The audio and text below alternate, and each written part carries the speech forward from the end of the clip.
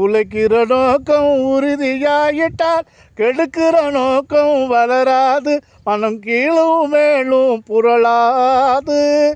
திருடாதே பாப்பா திருடாதே, வறுமையை நினைத்து பயந்து விடாதே, திறமை இருக்கு மறந்து விடாதே.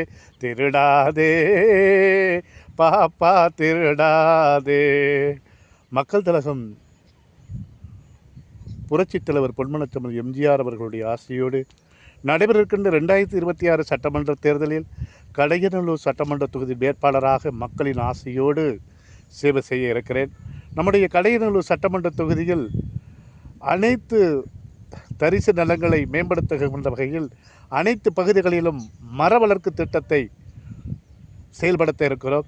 இந்த மர வளர்ப்பு திட்டத்திற்கான நிதியினை தமிழ்நாடு சட்டமன்றத்தில் வனத்துறை மற்றும் சுற்றுச்சூழல்துறையுடைய மானிய கோரிக்கையில் இந்த கோரிக்கைக்கான நிதியினை சட்டமன்றத்தில் பேசி இந்தியாவிலே தமிழ்நாட்டிலே கடையநல்லூர் சட்டமன்ற தொகுதி ஒரு பசுமை நிறைந்த ஒரு சட்டமன்ற தொகுதியாக உருவாக்கி காட்டுவேன். அதற்கு நீங்கள் அனைவரும் எனக்கு வருகின்ற சட்டமன்ற தேர்தலில் உங்களுடைய பொன்னான வாக்கான எனக்கு செலுத்தி தமிழ்நாடு சட்டமன்றத்துக்கு அனுப்பி வைத்தால் நிச்சயமாக உறுதியாக மக்கள் கோரிக்கையை வெற்றி பெறுவோம். கடையநல்லூர் சட்டமன்ற தொகுதியை பசுமையாக உருவாக்குவேன்.